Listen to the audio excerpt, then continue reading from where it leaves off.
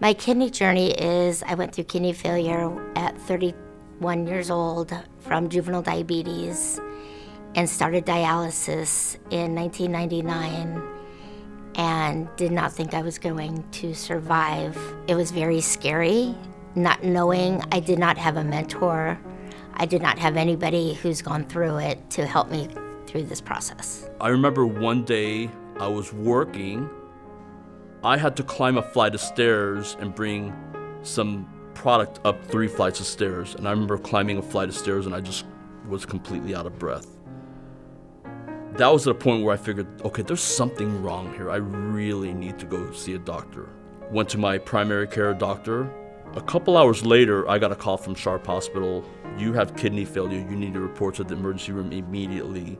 This is a matter of life or death. I just remember at that point, it was like the lowest low of my life. I thought my life was going to be over. It wasn't until I went into the emergency room for another reason that they did a full blood panel and found out that I had kidney failure. I was dealing with urologists the majority of my life because I had not only kidney disease, but I had a problem with kidney stones. I sat down with Dr. Boyskin and he said, Dennis, we can work through this. And that was the beginning of a 24-year partnership. I chose my nephrologist by being told that I was in kidney failure, and my primary doctor recommended him. My relationship with Dr. Steinberg was fun and silly, but also very educational and serious at times. My relationship now with Dr. Lund is excellent. I relate to him because we are about the same age, and he understands what people go through. Dr. Patel, he met me in the emergency room when I got diagnosed with kidney failure. It was a shock to me at the time. I didn't know I had a kidney failure. My kidney function was down to like 3%, and he met me in the hospital and talked to me about kidney failure and got to know me well and set me up on dialysis, and he's been my nephrologist now for over 13 years. He really took the time to not only tell me about it, but actually explain it in detail, and he gave me suggestions on what he thought was best for me, but he also explained both options for me. So he armed me with the knowledge to make my own decision, and it didn't feel like he was just a doctor doing his job. It felt like he was more of a partner with me. He was invested in my health as well as myself, so it really was a true partnership with him. I met Dr. Patel in the hospital, which then led me to see him in his office after I got released to figure out what was causing my kidney failure. I definitely feel like Balboa Nephrology took the right steps to educate me in what I needed to learn through the whole process before I needed to get the kidney transplant.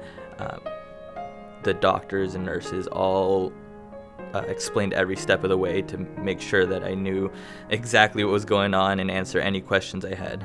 He's also very good at teaching you the function of a kidney. I remember one of the first appointments I had, he took out a pen and drew on a whiteboard and explained what parts of the kidney are, what they do, and what exactly mine wasn't doing that caused this.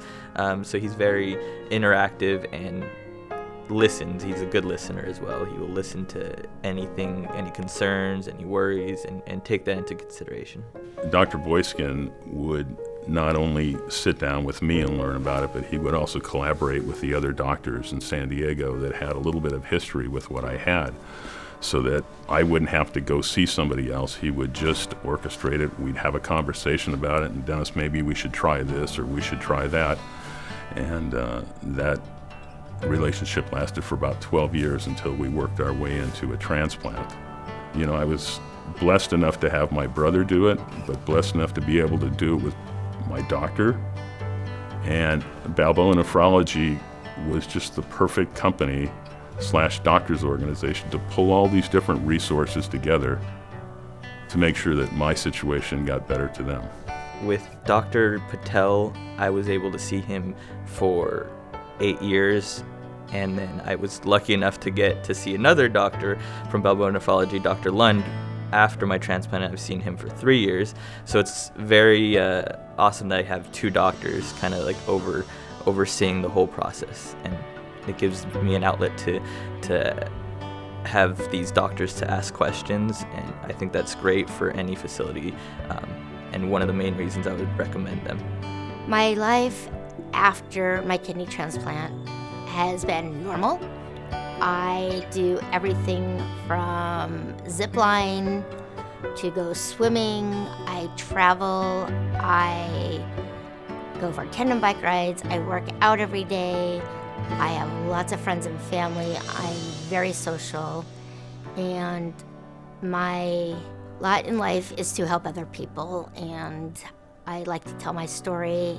And I go to schools and teach young kids about how it is to be a blind person and not be afraid of people with disabilities. Since I've had my transplant, I think I've dropped 30 pounds, but not only that, it just brightened my day to either go walk with my grandson or my granddaughter, take them out, or go hang out with my sons. And, you know, they want to be able to see dad around and grandpa around for a while. So not only did the transplant help, but it mentally gave me the energy to go the next phase of my life. 9 months after I got diagnosed with kidney failure, my brother Dustin donated a kidney to me, and that is now 12 and a half years ago. Now that I got the second chance of life, I want to make the most of it, so I made a bucket list of all these things that I've always talked about doing.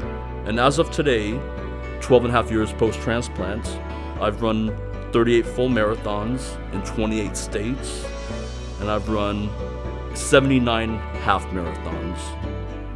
So I've got another 22 states to go.